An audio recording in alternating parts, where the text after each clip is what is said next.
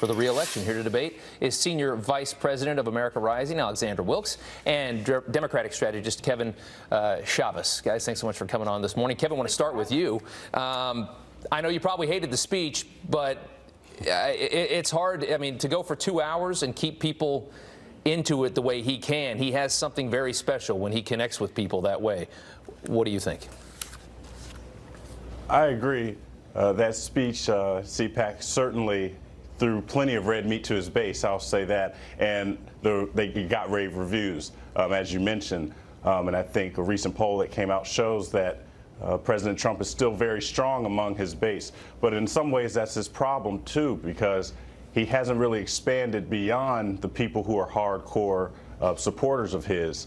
In a recent poll that came out said that almost 4 in 10 people would not vote for the president. So he does have some headwinds he has to face as he prepares for 2020. But that's what this speech was about. It felt like a campaign kickoff speech. Yeah. And it felt like the first official campaign event, frankly. So it's going to be interesting. But I do think he's got headwinds with the Russia investigation. I think a lot of the public still doesn't trust him on that and some of his other issues. So we'll see how independents and people in the middle respond to it. Yeah, Alex, Kevin brings up a good point. I mean, they talk about the president's diminishing base in some ways, and according to some polls, it's not that big anymore. Can he get it back? Can he get to a point where he can win again in 2020? Well, I think what the CPAC speech reminded me of was of the 2015 and 2016 rallies that he used to do.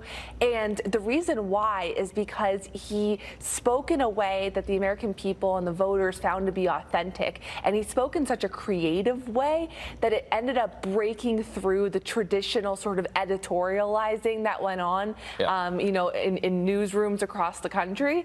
And I think that, he drives the news cycle. That is for sure. And a conventional candidate on the Democratic side, I think, is going to find himself or herself really playing catch up. Kevin, let's go to a second topic here. We want to talk about the Electoral College. And there is this movement in this country right now. We're going to show you a list of states here that have either passed or introduced what's called a national popular vote bill. And it's kind of gaining steam.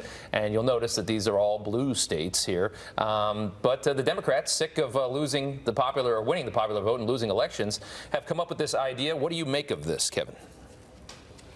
Well, it has gotten steam in, like you mentioned, some of the blue states, and I believe Colorado governor just indicated he would sign a bill, which would bring, I believe, the total number of electoral votes who are in this compact up to about 180, 181, something like that. Yeah. So still well short of the 270 that would be required to make sure that the popular vote winner would win the 270 electoral votes required to win. Alex, I'm sure you're going to say that you don't like the idea as a Republican. The reason the Electoral College exists is because I think the founders, from what I've read, didn't necessarily trust pure democracy in its purest form. Sure. But I guess the other side would be if you're a Republican living in a blue state or a Democrat living in a red state, why do you even bother to vote? I mean, you know what's going to happen. Well, I think that this is illustrative of the Democrats' willingness to change the rules when the rules no longer benefit them. Right. A good example of this, other than the popular vote, is that the Democratic Socialists of America are talking about abolishing the Senate.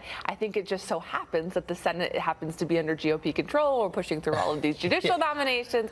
But in doing so, they're undermining our Republican system of government. This is exactly what the founders feared. And as my colleague Colin Reed pointed out in an opinion piece on FoxNews.com, these bills that are meant to, embrace democracy, so-called, they're not like Nebraska and Maine where they're doing it proportionally by congressional districts. They're really trying to build up that blue wall again that tore down in 2016. There's a political reason behind everything, I think, that happens in Washington. Guys, thank you so much for your time this morning. We do appreciate it. Thanks for having us.